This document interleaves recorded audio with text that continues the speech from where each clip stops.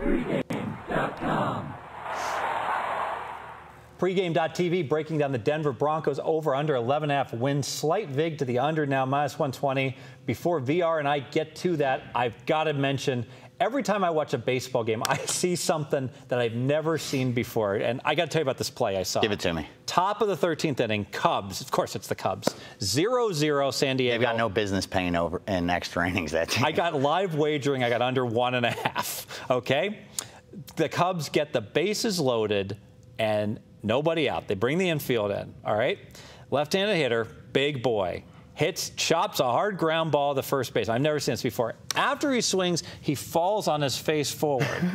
He finally scrambles and starts to run. The first baseman comes home, literally catching the poor guy in the face and the shoulder, 15 feet away from home plate. Run scores, everybody's safe.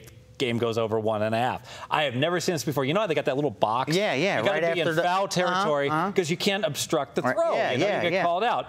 That box only goes 45 feet because they never envisioned a situation like where this. It's going to go that far down. So now I'm almost thinking like what they should do is put in a play where you bunt with the bases loaded and have the guy play goalie. You know, I like it. Just run up the line. Oh man, just like didn't Reggie Jackson stick his hip out one time? Yeah. Ridiculous. I said he's got to be out, but the thing doesn't extend far. Exactly. Absolutely ridiculous. I digress. We're going to talk about the Broncos. Let's go to football.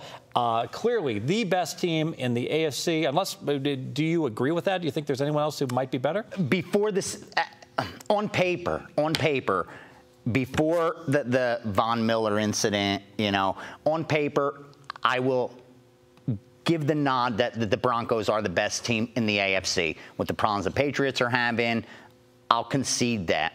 But I believe by week 6, the Houston Texans will be the best teim in the AFC. Houston Oilers. Yeah, by week 6, #1. Texans will be considered the best team in the AFC. Well, let's talk about the Houston Texans are on their schedule. Let me tell you about the schedule analysis I did because Denver has the easiest schedule in the NFL. That's strange since they had the best record last year. Because they don't have to play themselves. Yeah. So they get to play this cupcake division in the AFC West, and they don't have to play themselves, so they get the Chargers twice. Kansas City's going to be average twice, and of course, Oakland. But the Raiders. But within division, their Week 17 game is at Oakland, and I'm thinking Denver's not playing that week. This is going to be the spare Broncos. Yeah. You know? So, like, you want to have a game against a tough opponent Week 17, not against a team like Oakland, because Oakland's going to want to win a game at the end. Their Week 16 game is going to be at Houston. And at that point, I think Houston's going to be, you know, they're going to really want to make a statement. And Denver's going to they may well have everything wrapped up. Mail it in. Division-wise, I could see them finishing loss in those last 2 games. Not to mention they could have home field throughout the playoffs wrapped up. Certainly the division wrapped up. Maybe so now you're going under 11.5 with 14 games. Now, exactly. Now let me talk a little bit more of the dynamics. They play the NFC East, and they consistently in all their games, they get the cream puffs at home. They get the easier teams. So they get Washington and the Eagles, the 2 teams with the lower season wins. They got to go to Dallas. They got to go to the G-Men. And if you take a look in terms of they play the AFC South, which should be easy for them, but they are going to beat Jacksonville and Tennessee regardless of where they played, and they got those teams at home. Their road games, they actually have to go at Indy and at Houston. So you see where I'm going. They're going to win a lot of these games by 20 at home, and then they're going to lose a lot of games on the road by 3. And I really think it's remarkable when I look at the way they set up. They play their field games are Baltimore and New England. All right. So Baltimore's going to be a tick down this year, but they're home against Baltimore. Exactly. They're going to win that game. They might not cover, but they're going to win probably, you know, with the revenge spot. Right. It's a wasted home game. They probably would have been able to find a way to win at Baltimore. At New England, there's a loss. You add it all up, and it sure looks like here's a team that's going to be Pythagorean points scored. They should win 12, but they're only going to win 10 because they're going to lose a lot of games by 2 or 3 points. I agree. And listen, when a team's jumped where the Broncos, they were the only team in the NFL, top 5 offense, top 5 defense. You have a quarterback in Peyton Manning. No one knew what was going to happen last year, coming off multiple neck surgeries, okay? He shocked the league as the comeback player in the NFL, 37 touchdowns. Now he's going to be 37 years old. And what the biggest telling sign for me is that the Broncos went out and right away they wanted Monte Ball. This is a team that knows they got to start running the football. Right. That there's going to be a slight regression to Peyton Manning. You know, the buffet bills are going to be higher also. At 37 years old, you're going to. I don't see him duplicating what he did last year. And I think even the team thinks that by you see what they're going out there and do. And then they lost, man. They lost Dummerville in defense. Champ Bailey's 35 years old. Von Miller suspended.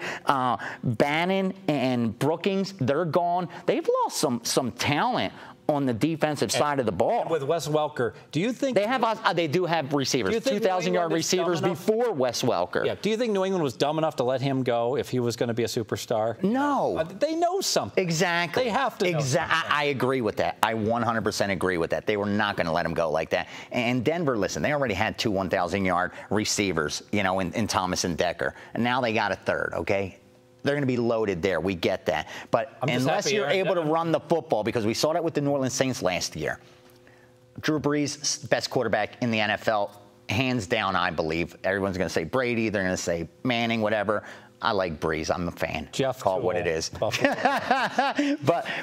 with that said, when you can't run the football, you're going to suffer. Your stats are going to suffer, whether it's your yardage, probably not your yardage because you're going to be airing it out, but your completion percentage is going to suffer and your turnover ratio is going to suffer.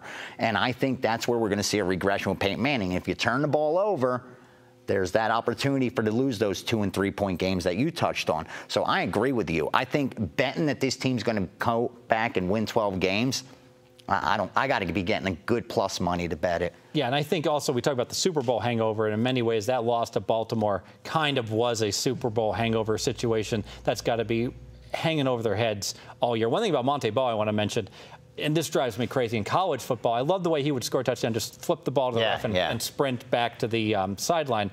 Every coach should teach that. They should practice it. You get in the end zone, you don't get flagged for the stupid penalty, you don't start doing leapfrogs over each other like the Saints did that one year. You quickly jettison the ball to the ref so some other idiot doesn't do something with the ball, pretend it's a hand grenade or something, and get the penalty and rush back over to the sideline. I don't know why they all don't just do that. Do you know that this offensive line allowed half the sacks they did the prior season?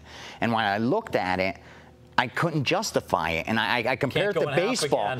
When I saw the Kansas City Royals make that run, I said start betting against them. Because I look at the lineup, I look at the starting pitching, I look at the relief pitching. I can't justify that kind of run of defined probability. I look at the LA Dodgers over that 50-game stretch. You look at the lineup, you look at the starters, you look at the bullpen. I could justify that kind of run. Sure, really you got to get some lucky, but they're loaded. You got to get lucky along the way, but they're loaded. I don't see, when I see this offensive line and they only have one player with more than 4 years experience, I don't see how they were able to improve that much. I think that's going to be a regression. I'm telling you, I like this bet. I really do. Let's go ahead and make it official. Pregame.tv making it official here. Denver Broncos under 11.5 wins. We were at the seminar at LVH. Jay Cornegay did a great job with that. We were great time by all. And I was on a panel, and a real sharp guy here locally, Dave Tooley. You know Dave. Yeah. Dave, this was actually his best bet where he gave it out. And, I said, what I really like about this, the Broncos under the 11.5 is a lot of people are like betting the Falcons under 10, and although I like it, now you got to lay $1.70. It got so expensive. But there was enough people betting Denver over that now we're paying an extra 10 cents despite all these injuries and problems that are going on with Von Miller and Dumerville, leaving the team and the like. And I really think that we're getting value here without paying through the nose in terms of the VIG to be able to go ahead and punch this one in. And like I said, at Houston, at Oakland, I'm on a record right now, 0-2 to finish the year for the Denver Broncos. They could be 11-3. We'll still cash the ticket. I like it. I like it. Beautiful. This is fun. Football. Great day. Great day. Football is awesome. VR's kicking butt on baseball again today, so he's in a great mood.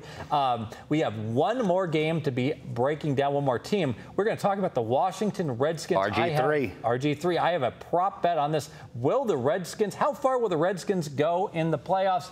Come back to pregame.tv. I will let you know. All right.